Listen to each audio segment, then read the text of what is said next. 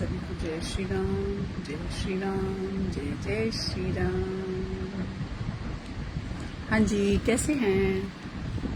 मैं तो बहुत मस्त हूँ। चलिए आप भी मस्त हो जाइए, क्योंकि जब हरि नाम की ध्वनि जाती है तो सब मस्त हो जाते हैं। पूरा पूरा ब्रह्मांड खुश होता है जब भगवान की छोटी सी भी ध्वनि, जैसे हम किसी को पुकारते हैं तो वो पीछे मुड़ के जरूर देखता है। तो इसलिए भगवान को हम याद करेंगे तो भगवान की आशीष के साथ साथ बहुत सारी मतलब सभी लोगों की दुआएं मिलेंगी।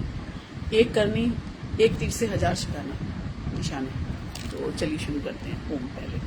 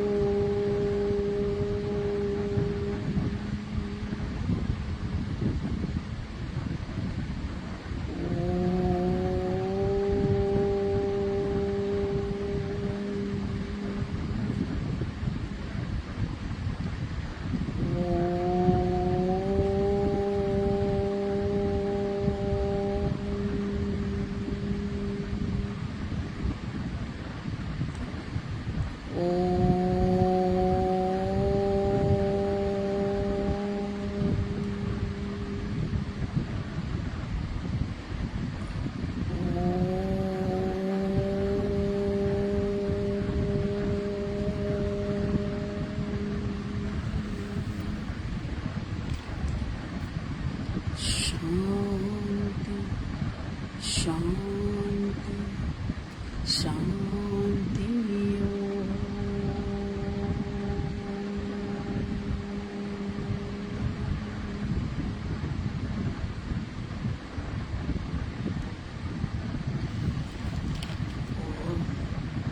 अभी जो है धन्यवाद करेंगे और फिर हम आगे की कुछ चर्चा करेंगे।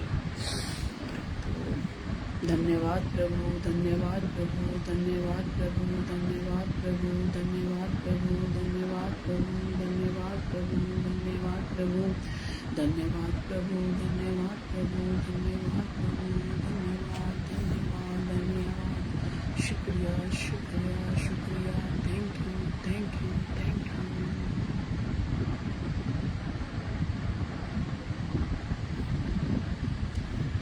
पता है बड़ी मजेदार बातें क्या हो रही हैं? नहीं पता है क्या होता है, जब हमें कोई चीज नहीं करनी होती है ना, तो हमारे पास इतने बढ़िया बढ़िया बहाने सुनने को मिलते हैं ना, कि जो आपने कभी सोचे भी नहीं होंगे।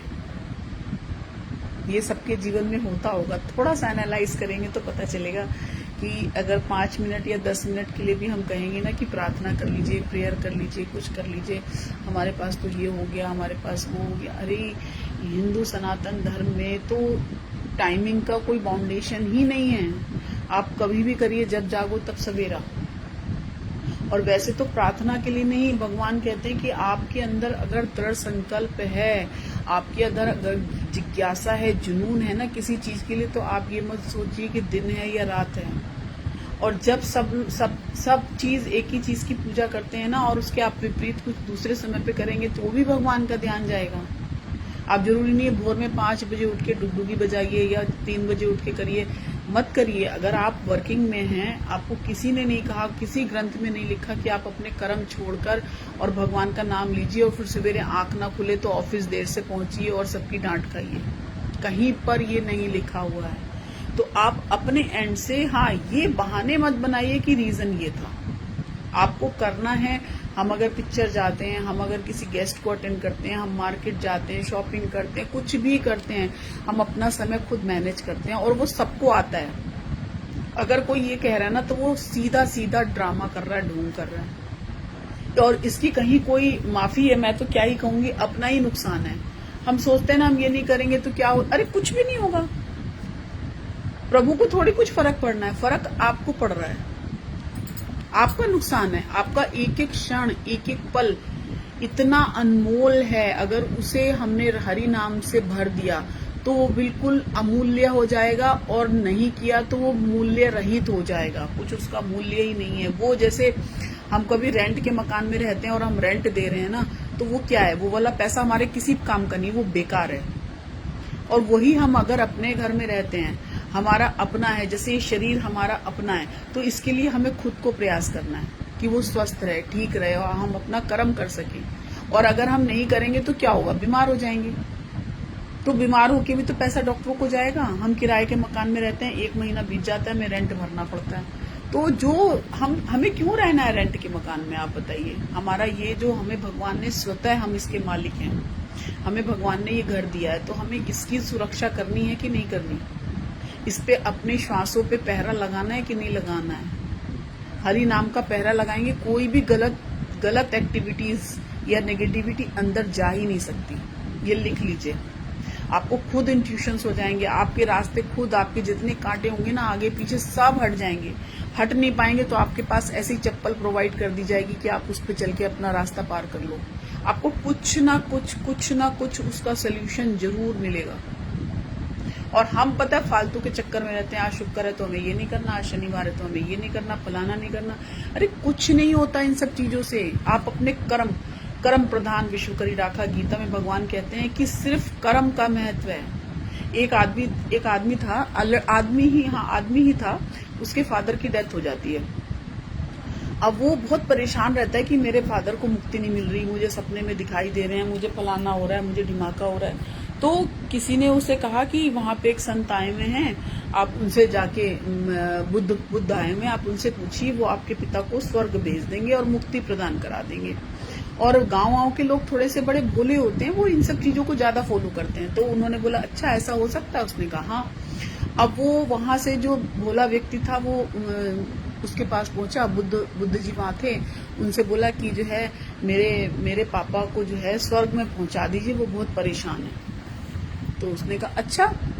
तो उसने कहा एक काम करो, तुम 2 घड़े लेके आओ और मैं तुम्हारा उपाय करवाता हूँ। उन्होंने कहा ठीक है। अब वो मार्केट गया, फटाफट बड़े 2 घड़े ले आया। और हम पता है ऐसी चीजों में बड़े खुश भी होते हैं। किसी पंडित ने कह दिया ना ये कर लो, तो हम उसे करने में पैसे भी लगाते हैं, समय भी लगाते हैं और खुश रहते हैं। और लेकिन जो एक सच्ची पगडंडी, जो हमें सच्चा मार्ग मिला हुआ है हरि नाम का, हम वो नहीं करने की कोशिश करते हैं। क्योंकि एक्चुअली ना सीधी चीजें समझ में नहीं आती। जो चीज आसानी से मिल जाती है ना, हमें उसका मूल्य नहीं होता। किसी डॉक्टर की फीस अगर 5,000 रुपए की तो होगी, तो हम ऑटोमेटिकली ठीक हो जाएंगे कि उसने 5,000 रुपए लिए। ये मानसिकता के कारण। खैर, इसको बाद में डिस्कस करेंगे। फिलहाल वो 2 घड़े ले आया, तो बोलने लगा महाराज जी अब क्या करूं मैं। उसने कहा एक काम करो, एक घड़े में जो है तेल भर दो और एक में कंकड़ भर दो। उसने कहा, अब वो और खुश हो रहा था, अंदर अंदर कुछ उपाय हो रहा है, मेरे पापा स्वर्ग में चले जाएंगे। उन्होंने कर दिया। उसने कहा अब क्या करना है। उसने कहा कि अब एक काम करो, ये दोनों घड़े, नदी थी वहां पे, नदी में ले जाओ और इन दोनों घड़ों को वहां दबा दो। मतलब गड्ढे नदी के पास ले जाके कॉर्नर पे ऐसे करके रख दो कि वो उनका मुंह ऊपर की तरफ रहे। वो इंटरनली बड़ा हैप्पी हो रहा था कि मेरे पापा स्वर्ग जा रहे हैं। उसको मतलब ये महसूस होने लगा था कि उसके पापा स्वर्ग जा रहे हैं। उसने दोनों घड़े वहां रख दिए। अब उसने कहा अब क्या करूं। उसने कहा थोड़ी देर रुको। अब वो आधा घंटा 1 घंटा हो गया। उसने कहा महाराज प्रभु जी अब क्या करूं। उसने कहा अब मैं तुम्हारे साथ चलता हूं। वो साथ साथ गए। उसने कहा एक काम करो, एक बड़ा सा डंडा लाओ और जो तेल जिसमें भरा था उसके जो ऊपर का जो उसका वो है ना पोट, ऊपर का जो जहां से खुला रहता है, उसने कहा इस पे जोर से डंडा मारो। अब उसने डंडा मार दिया। तेल पूरा का पूरा पानी में बिखर गया, ऊपर आ गया। और पूरा का पूरा मतलब ऐसे समझ ही रहे हैं कि वो ऊपर ही ऊपर आ जाएगा। तेल ही तेल था, पानी तो था नहीं। उसने कहा अच्छा अब क्या करूं। उसने कहा मेरे प्रभु, मेरे पिताजी स्वर्ग में जा रहे हैं। तो वो मुस्कुरा रहे थे। उसने कहा अब क्या करूं। उसने कहा अब दूसरा घड़ा है, इसको भी आप फोड़ दो, जोर से मार के डंडा मारो और ये फूट जाएगा। अब उस घड़े में कंकड़ वो थे, पत्थर मोटे मोटे। अब पत्थर क्या थे, वो नीचे जाके बैठ गए। तो उसने कहा कि अब, उसने कहा अब एक काम करो, तुम अपने गांव से कोई ऐसा इंसान लेके आओ जो इन पत्थरों को ऊपर कर दे। उसने कहा ऐसे कैसे पॉसिबल है, ऐसे कैसे हो सकता है, ये तो हो नहीं सकता। तो और ये जो तेल है वो फिर से एक उसमें पात्र में आ जाए, ऐसा कुछ कर सकते हो, किसी को भी ले आओ 2 दिन में 3 दिन में। उसने कहा ये तो हो ही नहीं सकता। तो उसने कहा यही तो मैं समझाने की कोशिश कर रहा हूँ कि तुम जो प्रकृति का नियम है, जो चीजें स्वतः हमारी आंखों के सामने दिख रही है कि नहीं हो सकती और हम उस पर विश्वास कर रहे हैं, और जो अपने और जो नियम, जो कर्मों का फल है, जो प्रकृति करती है, वो अगर तुम्हारे पिता के कर्म अच्छे होंगे तो उन्हें मुक्ति मिल गई होगी, वो स्वर्ग में होंगे। और अगर तुम्हारे पिता के कर्म खराब होंगे तो वो अभी मुक्ति के लिए वहां प्रयास कर रहे होंगे। तो तुम हरि नाम की चीज, हरि नाम का पाठ उनको दे सकते हो तो उनकी मुक्ति हो सकती है, अदरवाइज कुछ नहीं होगा। आप कितने श्राद्ध कर लो, कितने पितर खिला लो, कितने पंडितों को खिला लो, कुछ भी नहीं होगा। आप कर्म अच्छे नहीं करोगे तो आप कैसे सोच सकते हो कि आपको फल अच्छा मिल जाएगा। घर में आप खराब सामान लेके आ जाइए और कहिए कि स्वादिष्ट सब्जी बना के दिखा दो, बन जाएगी। जैसा खाओगे अन्न वैसा होगा मन, जैसे पियोगे पानी वैसी होगी वाणी। तो ये ग्रंथों में जो चीजें लिखी हैं वो कहीं से कहीं तक कुछ भी गलत नहीं है। और ये चीज आपने घर में भी नोटिस करी होगी, जिस दिन सब्जी की क्वालिटी अच्छी होगी, भाव अच्छा होगा, प्रेजेंटेशन अच्छा होगा, उस दिन आप वो खाना नहीं होगा, वो प्रसाद हो जाएगा। आप करके देखो, भोग भी भगवान जी को, हम सबके अंदर ही तो वही परमात्मा है। हमें क्यों भोग लगाना है कहीं, क्योंकि हम सोचते हैं ये मेरा बेटा है, ये मेरा पति है, ये मेरी माँ है। अगर हम उसी में सब कुछ देख लें, उसी स्वरूप को देख लें, तो कहीं पर जाने की जरूरत है, कोई भी आडंबर करने की जरूरत है नहीं है, बिल्कुल भी नहीं है। बस हमें थोड़ा सा समझना है अपने यहाँ की बुद्धि खोलो। बुद्धि खोलोगे तो सब अच्छा होगा, नहीं तो कुछ भी अच्छा नहीं होगा। आप ये देखो कि एक आदमी था, वो उसको बहुत तेज गुस्सा आता था, बहुत गुस्सा आता था उसे, किस छोटी छोटी चीजों पे गुस्सा हो जाता था, और वो इस चीज से खुद भी परेशान था। तो वो एक दिन गांव में जा रहा था खेती वेती करने के लिए, गलती से बच्चे खेल रहे होंगे, किसी बच्चे की मिट्टी उसके ऊपर लग गई, उसके मुंह पे लग गई, और वो बहुत तेज चिल्लाया, इतनी तेज चिल्लाया कि जो वहां की जो चिड़िया उड़िया थी ना वो भी उड़ गई। उसकी आवाज से। तो उसने सोचा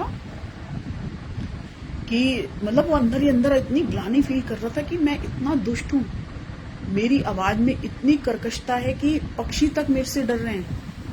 और वो उसने घर गया और घर जाके वो ऐसे माथा पकड़ के बैठ गया और सोचने लगा मैं क्या करूं, मैं क्या करूं, मैं क्या करूं।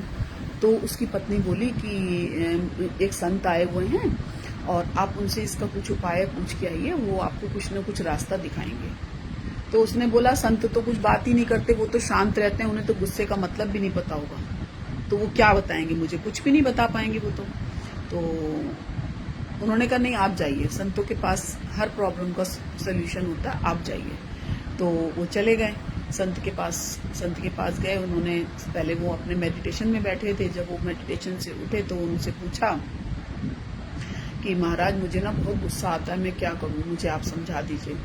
तो उसने कहा अच्छा गुस्सा आता है, एक काम करो, 2 बड़े बड़े पात्र लेके आओ, भगोने लेके आओ, और एक भगोने में जो है गर्म पानी कर लो और मुझे नहाना है।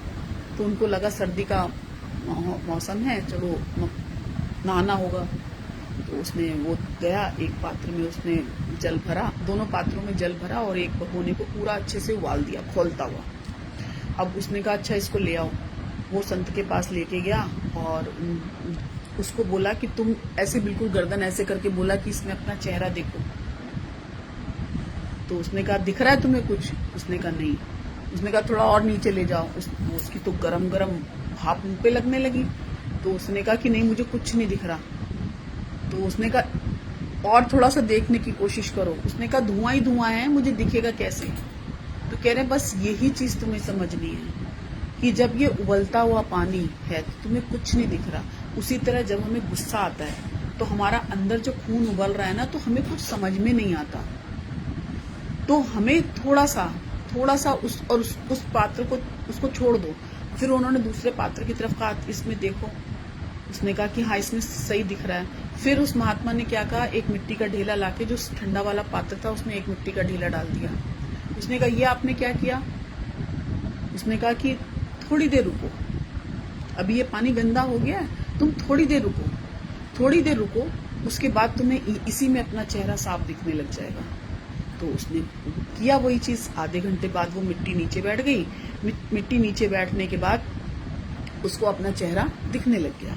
तो उसने कहा मेरा सिर्फ समझाने का यही मतलब है कि जब आप अंदर से उबल रहे हो तो आपको कुछ समझ में नहीं आता, उसे छोड़ दीजिए, थोड़ा सा शांत हो जाइए।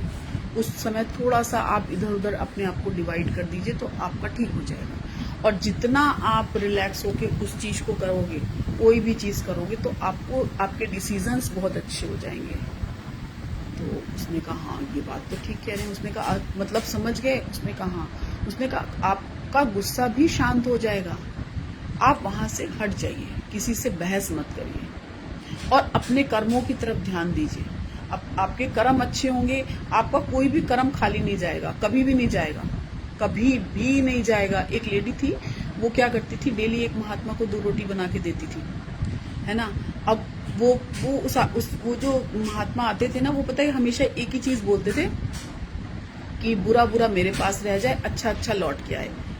तो वो उसने 2 4 10 दिन 5 दिन दिया। देने के बाद उसे लगा कि कैसे महात्मा है ये, कितना जो है कैसे बोल के जाते हैं बुरा बुरा मेरे पास आ जाए रह जाए और अच्छा बुरा मेरे पास रह जाए, अच्छा अच्छा लौट के आए। तो एक बार उसको बहुत गुस्सा आया। उसने सोचा आज मैं इसको मजा चखाती हूँ। एक तो मैं खाना देती हूँ, ऊपर से कहता बुरा बुरा मेरे पास रह जाए। उसने खाने में जहर मिलाया 2 रोटी में और बोला कि मैं आज ये रोटी और सब्जी इसको दूंगी और ये खा के मर जाएगा।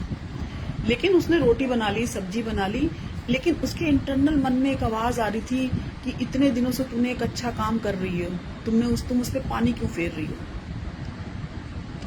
तो उसने उस आवाज को सुना और उसने क्या किया, उस रोटी को डिस्ट्रॉय फेंक दिया, मतलब डिसॉल्व हटा दिया, और उसने फिर से आटा गूंदा और उसके लिए रोटी बनाई, सब्जी बनाई और उसको दे दी। पर वो अंदर से ना बहुत हैप्पी नहीं थी। उसको कहीं ना कहीं बड़ा कष्ट हो रहा था कि वो हमेशा एक ही आशीर्वाद दे के जाता है कि बुरा बुरा रह जाए, अच्छा अच्छा लौट के आए। अब उस लेडी का क्या था कि उसका एक बेटा था, वो खो गया था, बहुत दिनों से मिल नहीं रहा था। वो जैसे ही उसने उसको खाना दिया और वो जो खाना लेके जा रहा था उसको कुछ ऐसा इशू हुआ, उसने वो रोटी जो है वहां पे रख दी जहां वो रहता था। और इसका कहीं से बेटा आ रहा था और उसको बहुत भूख लग रही थी, उसने वो रोटी देखी तो उसने उससे मांगा, उसने वही रोटी उसको खिला दी और अगले दिन जब वो महात्मा उससे खाना लेने आते उससे पहले ही उसके लड़के ने दरवाजे पे नॉक किया और उसने अपने लड़के को देखा और वो बहुत हैरान हो गई कि इतने समय से ये जो है मिल नहीं रहा था, आज कहाँ से आ गया।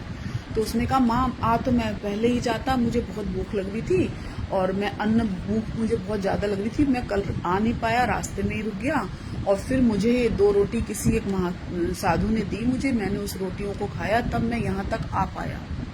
तो उसको तुरंत हर चीज ना जैसे पिक्चर रिकॉल हो जाती है ना कि पीछे फ्लैशबैक में कि क्या क्या हुआ था। तो उसने कहा अच्छा कौन महात्मा थे। उसको लगा कि कहीं वही तो नहीं है, क्योंकि अंदर से उसको मैसेज आ रहा था, इंटरनल कॉलिंग आ रही थी कि जो है मैंने इसके लिए जो मेरे को अब मैसेज आ रहा था कि मुझे नींद देनी चाहिए थी। तो उसने उसका हुलिया बताया कि उसका रंग ऐसा है, उसका चेहरा ऐसा है, उसकी आंखें ऐसी हैं। तो वो समझ गई। तो तब उसको रियलाइज हुआ कि अगर मैं वो 2 रोटी जो जहर वाली रोटी मैं बना रही थी और वो मेरा बेटा खा लेता तो वो तो लौट के कभी नहीं आ पाता। और वो जो महात्मा मुझे बार बार बोल के जा रहा था ना, बुरा बुरा यहाँ रह जाए, अच्छा लौट के आए। तो आप अगर अच्छा किसी को देते हैं ना तो वो कहीं गुना होके लौटता है और आपका बुरा समाप्त हो जाता है। आपका जो अपना अगर कोई बुरे कर्म भी होंगे ना और आप हरि की शरण में चले गए या किसी को भी जिसको आप मानते हैं उसको आपने अपने अंदर धारण कर रखा है, तो आप यकीन मानिए कि ऐसी कोई शक्ति नहीं कि आपकी सुरक्षा ना हो। सुरक्षा होगी ही होगी, पक्की होगी। और अगर आप उस ध्यान में, जिसके भी ध्यान में रहते हैं, चाहे वो इंसान ही क्यों ना हो, वो आपको प्रोटेक्ट, क्योंकि हर इंसान के अंदर वही परमात्मा छुपा है और परमात्मा तो परमात्मा है ही। तो क्यों हम किसी और से लगाव करें।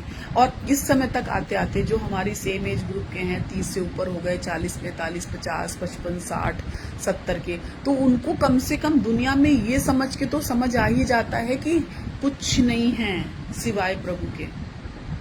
आप बहुत कुछ कमा लेंगे तो भी कुछ नहीं लेके जाएंगे, कुछ नहीं कमाएंगे तो भी कुछ नहीं लेके जाएंगे, लेकिन जो हमें लेके जाना है वो धन हम इकट्ठा करते ही नहीं है। सर्टिफिकेट इकट्ठे करेंगे, कपड़े इकट्ठे करेंगे, ज्वेलरी इकट्ठी करेंगे, मकान, गाड़ी सब इकट्ठा करते हैं, लेकिन अगर ऊपर का बैंक बैलेंस देखें तो 0। वहां पे हम जब जाते हैं तो खाली। भगवान से मिलने के लिए भी पैसे लगते हैं, हरि नाम की दौलत लगती है तब भगवान मिलते हैं किसी से, ऐसे नहीं मिलते। और हम जरा सा यहाँ पे अपना एक छोटा सा सर्टिफिकेट बनवाने के लिए भी हजारों रुपए खर्च कर देते हैं और अफसोस भी नहीं करते, क्योंकि उसके बदले में हमें झूठा सर्टिफिकेट मिल गया है। और भगवान तो थोड़ा सा सर्टिफिकेट मांग रहे हैं, सिर्फ प्रभु नाम। कलयुग है सिर्फ नाम आधारा, जपत जपत न सिमरई पारा। सिर्फ थोड़ा सा नाम और बहुत सारा काम। थोड़ा सा नाम है और बहुत सारा काम है। आप ये देखो जीवन में, तो ये घाटे का सौदा है कि महंगा सौदा है, खुद ही बता दो। और एक चीज और कि जो है कोई भी चीज ना, अगर किसी के मन में कुछ ऐसे क्वेश्चंस पुटअप होते हैं, मैं कई दिन से सोच रही थी, कह नहीं पा रही थी, तो कोई भी क्वेश्चंस अगर पुटअप हो रहे हैं तो प्लीज मतलब व्हाट्सएप पे या वैसे बात करके बताएं, तो हम उसका सोल्यूशन, बहुत मुझे नहीं आता है कुछ, लेकिन फिर भी कोशिश करेंगे कि हम थोड़ा सा मोटिवेट कर सके। मैं कोई संत महात्मा तो नहीं हूँ, पर यह है कि कुछ अच्छी कोटेशंस, एक छोटी छोटी जो सॉफ्ट चीजें होती है ना, जो हमारे जीवन में बहुत जरूरी हैं, वो हम एक दूसरे को आदान प्रदान कर सकते हैं। अगर समझ में आए तो रखिए, नहीं समझ में आए तो मत रखिए। कोई देखो इन सब चीजों में या किसी भी चीजों में कोई जबरदस्ती तो है ही नहीं। तो ऐसे ही है जीवन। काश की जिंदगी में किसी का काश न रहे, खुश हो सब जिंदगी में, नई तलाश न रहे। तो और ये आस काश रह ही जाता है कहीं ना कहीं। आप इस चीज को भूल के अपने कर्म करते रहिए। आपका स्वाभिमान अगर किसी को अभिमान लग रहा है तो उसे बिल्कुल लगने दें और अपना काम करते रहें। ये बहुत बड़ी बात है। कभी कभी हम कुछ चीजें ऐसी बताते हैं ना, तो कहते हैं कितना घमंड आ गया है, ये तो ऐसे है, ये तो वैसे है। अरे ऐसा नहीं होता है। कभी कभी हम अपनी कुछ चीजें इसलिए भी बताते हैं कि सीख मिले, आगे के लोग उसे सीख सकें। लेकिन लोगों को लगता है घमंड है तो उनको लगने दो, आप अपने को देखें। यह कभी मत मानो कि जिसके पक्ष में बहुत से लोग हैं वही सच्चा मनुष्य है, क्योंकि दुर्योधन के पक्ष में 90% लोग थे।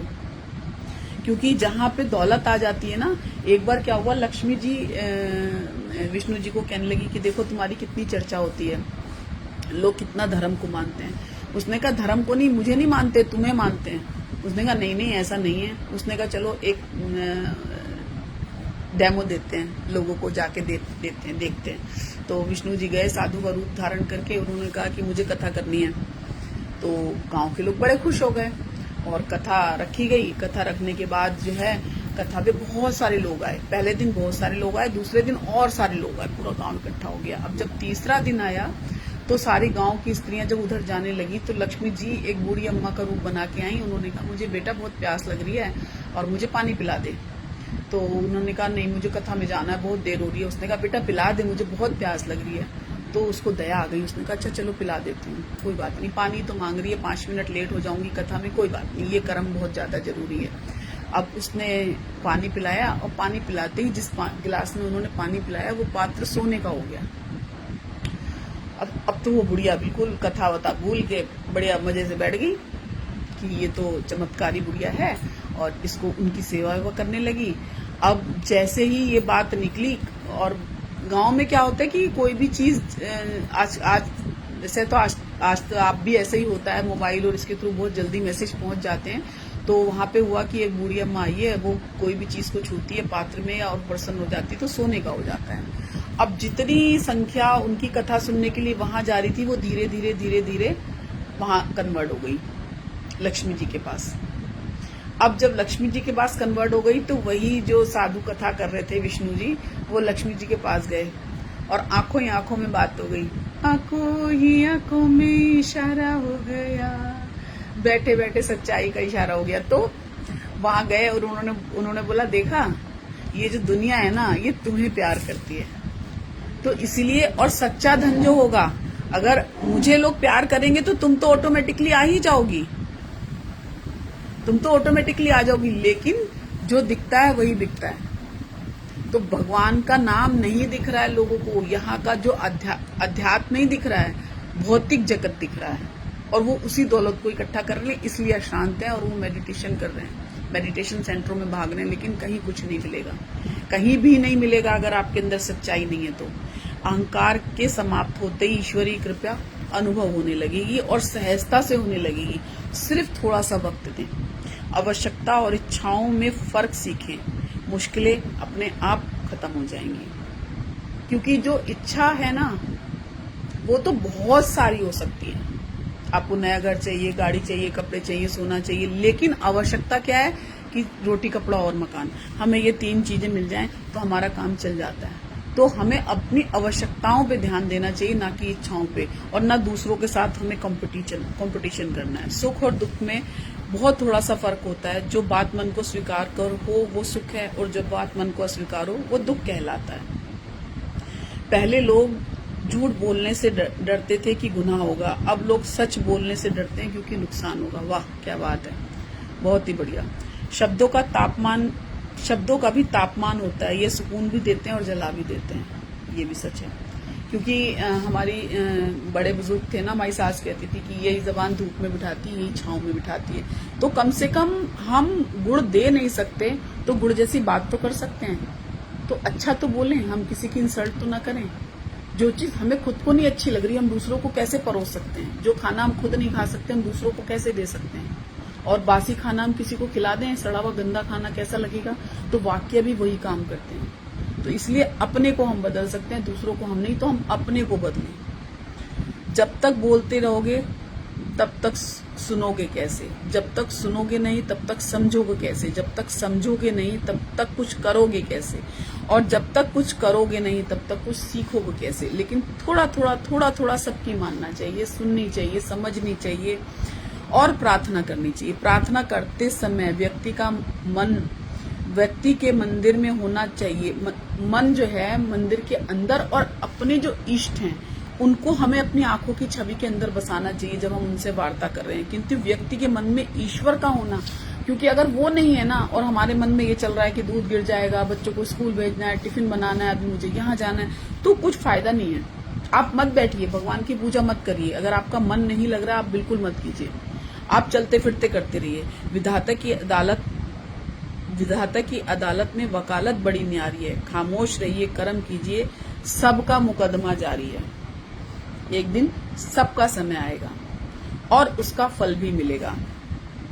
आंखें देखती हैं तेरा रहम है, सांसें चलती हैं तेरा रहम है, कारोबार चलता है तेरा रहम है, मैं करता हूं, मैंने किया, बस यही मेरा वहम है। तो इसलिए सब कुछ उन पर छोड़कर सिर्फ वही स्मरण करते चलें। ईश्वर सिर्फ मिलाने का काम करता है। संबंधों में दूरियां और नजदीकियां बढ़ाने का काम तो मनुष्य खुद करते हैं। श्रेष्ठता जन्म से नहीं बल्कि अपने कर्म, कला और गुणों से प्राप्त होती है।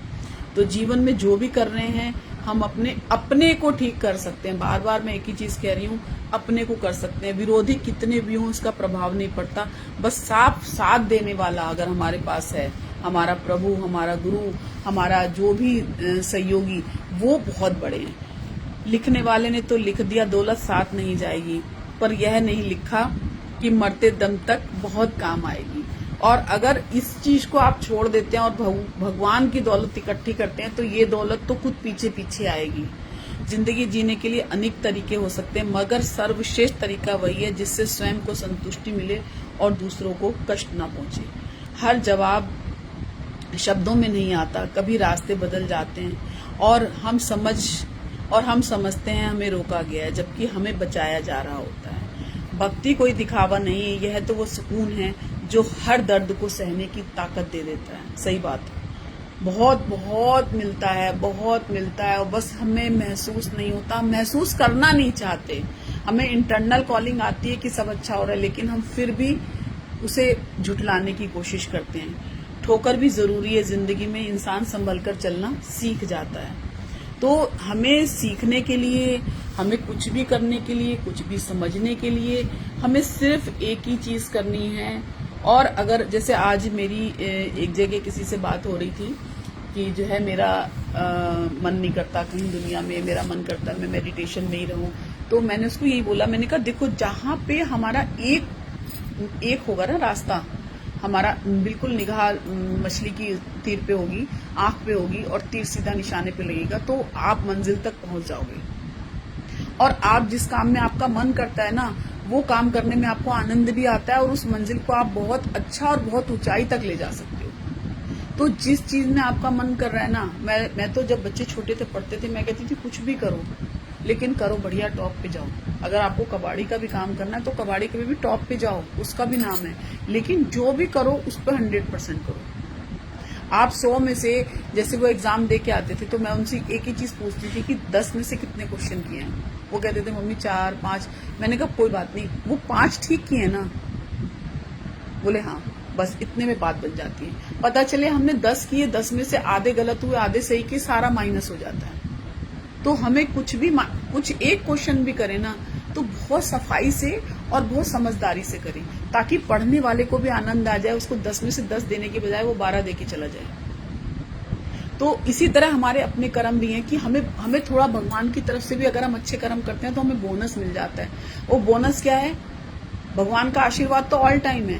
बोनस हमारा ये है कि हमारे साथ लोग खुश हैं, हमारे संपर्क में आने से लोग खुश हैं, कोई दुखी तो नहीं हो रहा, कोई दुख तो नहीं दे रहे हम किसी को, और दे भी रहे हो तो भी अपने आप से हमें क्षमा मांगनी चाहिए रात में कि नहीं, हम भगवान, हमसे गलती हो गई। और अगर नहीं है तो वही है, गुड लक और बैड लक। तो हमें किसी के लिए कुछ बुरा सोचना ही नहीं है, बोलना तो दूर की बात है, सोचना भी नहीं है। हमेशा अच्छे कर्म करने, अच्छे विचार आदान प्रदान करने, हर चीज में हमें अपना बेस्ट देने की कोशिश करनी है, कुछ भी चीज हो। और डेली दिन में, मतलब भगवान के नाम से भी ज्यादा मैं तो कहूंगी कि धन्यवाद देने की आदत डालें। सुबह से लेकर रात तक हर समय को धन्यवाद दें, हर क्षण को धन्यवाद दें, हर प्रकृति के एक एक कण कण को धन्यवाद दें, और आप देखो जीवन पलट जाएगा। पूरी की पूरी, कहते हैं ना, आपने कोई इच्छा जाहिर करी तो पूरी प्रकृति उसको सपोर्ट करती है। तो जब आप अच्छा ऊपर फेंकेंगे तो आप ये सोचिए कि आपके पास कितनी कितनी दौलत इकट्ठी हो जाएगी। उसकी आपकी नहीं होगी, आपके साथ जितने लोग जुड़ रहे हैं। अभी हम ये जैसे ओम चैंटिंग शुरू कर रहे हैं, अब थोड़ी सी छोटी छोटी स्टोरीज चल रहे हैं, तो जितने भी लोग देख पा रहे हैं, बहुत बहुत बहुत थैंक यू। और अगर नहीं भी देख पा रहे हैं तो भगवान के लिए हम काम कर रहे हैं, ये काम प्रकृति का है, ईश्वर ने सौंपा है, हम वो कर रहे हैं। एक भी नहीं होगा तो भी भगवान के लिए कर रहे हैं, भगवान जानेंगे, उनका काम जाने। तेरे भरोसे मेरी गाड़ी, तू जाने तेरा काम जाने। तो हमें सिर्फ उनके लिए करना है।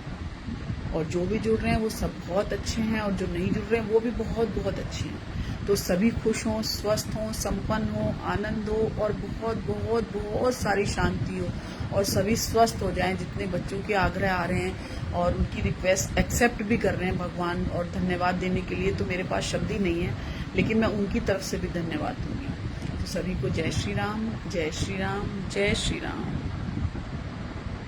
Thank you, thank you, thank you.